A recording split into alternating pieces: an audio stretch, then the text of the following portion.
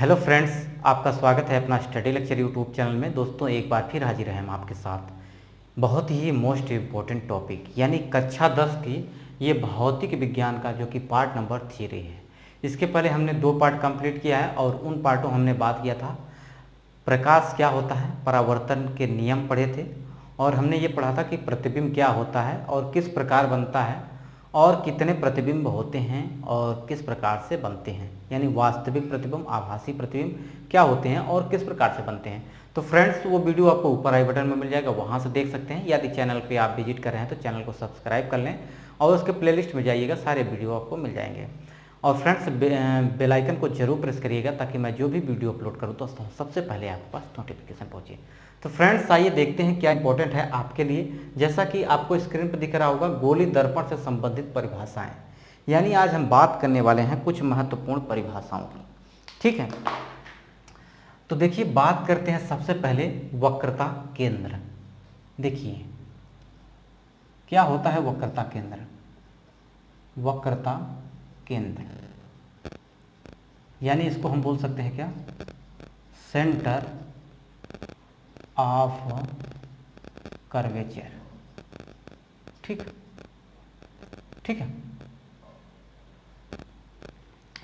तो फ्रेंड्स, ये आपको दिख रहा होगा एक गोला, ठीक है, और उस गोले में एक अवतल दर्पण है जिसमें बाहर से कलई किया हुआ है, यानी बाहर से कलई यानी कि इसमें लाल ऑक्साइड का पेंट किया हुआ है पीछे से। ये आगे वाला सामने वाला भाग जो है ये क्या है, परावर्तक तल, यानी इसके सामने यदि कोई वस्तु पड़ती है तो ये वस्तु का प्रतिबिंब जो कि परावर्तन करने के पश्चात बना देता है। अवतल दर्पण परावर्तक तल जो होता है हमेशा क्या होता है, दबा हुआ होता है, और उत्तल दर्पण का जो परावर्तक तल होता है वो उभरा हुआ होता है। ठीक है, इसमें कलई जो होती है अंदर की तरफ किया हुआ होता है, यानी लाल ऑक्साइड का पेंट जो अंदर की तरफ होता है। लेकिन हम बात करते हैं इसमें वक्रता केंद्र यानी सी। वक्रता केंद्र को सी से डिनोट किया जाता है। ठीक है, तो इसकी परिभाषा की बात करते हैं तो वक्रता केंद्र क्या होता है, उस गोले का केंद्र, यानी इस गोले का केंद्र जो होगा, उस गोले का केंद्र जो कि उस दर्पण का भाग हो उसका वक्रता केंद्र, यानी जो गोले का ही वक्रता केंद्र होगा वही इस दर्पण का भी वक्रता केंद्र होगा। बात में समझ में आई होगी आपके। यानी ये गोला है और गोले का एक केंद्र होता है जिसपे रेडियस चारों तरफ क्या होती है, बराबर होती है। ठीक है, तो इसका जो वक्रता केंद्र होगा वो उस दर्पण का भी वक्रता केंद्र होगा, क्योंकि इसी दर्पण से काटकर ये बनाया गया है। ठीक है, तो इसको हम कह सकते हैं कि उस गोले वक्रता केंद्र जो होता है उस गोले का केंद्र होता है जो कि उस दर्पण का एक भाग होता है। ठीक है, उसी प्रकार बात करते हैं कि देखिए अवतल दर्पण में जो होता है, यह अवतल दर्पण में होता है वक्रता केंद्र क्या होता है, परावर्तक तल के सामने होता है।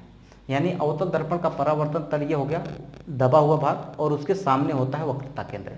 वहीं बात करते हैं उत्तल दर्पण में, तो उत्तल दर्पण में क्या होता है, वक्रता केंद्र जो होता है ये दर्पण के पीछे यानी परावर्तक तल के पीछे होता है।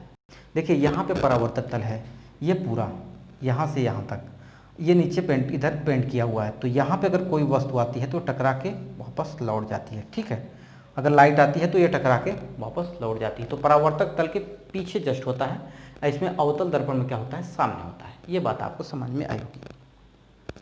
अब फ्रेंड्स, बात करते हैं वक्रता त्रिज्या की। ठीक है, इसको हम क्या कहेंगे, वक्रता त्रिज्या। वक्रता त्रिज्या यानी क्या बोलेंगे, रेडियस ऑफ कर्वेचर। ठीक है, ये फ्रेंड्स समझ में आओगे। देखिए रेडियस क्या होता है, यानी उस गोले का दर्पण, उस गोली भाग जो है, दर्पण का गोली भाग है, उसका केंद्र माने उसके केंद्र से ध्रुव के बीच की दूरी, यानी यहाँ पे P है ध्रुव। अब ध्रुव नहीं जानते हैं तो याद क्या कर सकते हैं, इस गोले का ही त्रिज्या, उस गोले का त्रिज्या जिसका कि दर्पण एक भाग है, उसकी त्रिज्या उस दर्पण की त्रिज्या कहलाती है। यानी जो त्रिज्या इसकी होगी इस गोले की, वही त्रिज्या इस मिरर की भी होगी। ठीक है, मान लीजिए ये अवतल दर्पण है, अवतल दर्पण का रेडियस यहाँ से यानी सेंटर से इसके मध्यबिंदु से इसके बीच की दूरी, यानी ये है आपकी रेडियस।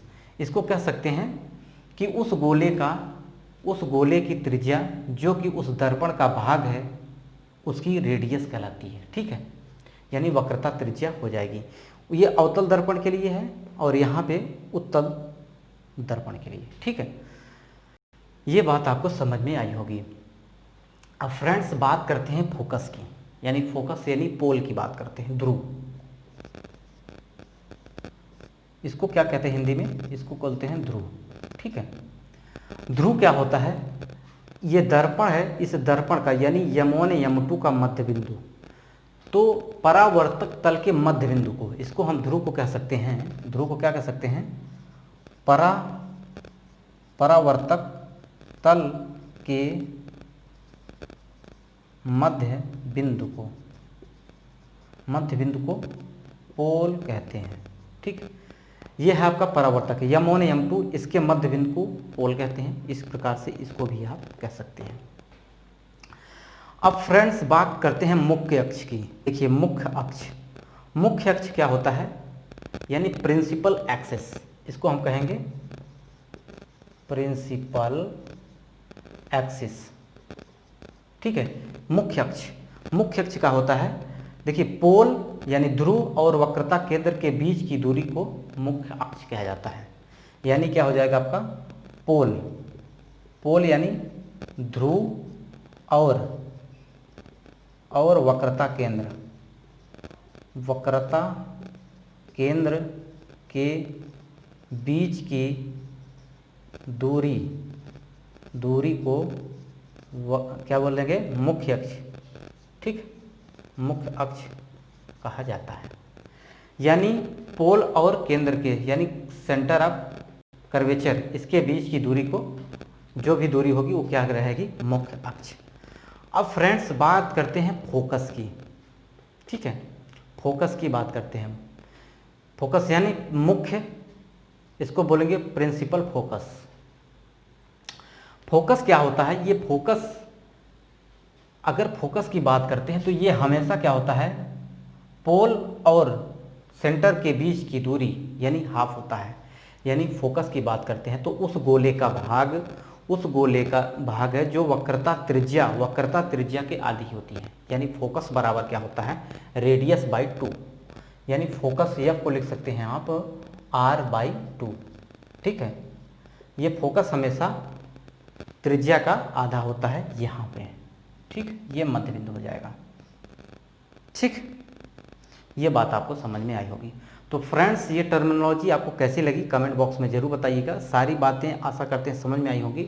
यदि कहीं भी त्रुटि रह जा रही है तो आप बताइएगा, उसको हम आपको फिर से बताएंगे। लेकिन बेसिक से जो कि ये जानकारी आपको बहुत इम्पोर्टेंट है और बहुत ही परफेक्ट है, क्योंकि इतना आप जानते हैं तो निश्चित रूप से आप सब कुछ समझ रहे होंगे।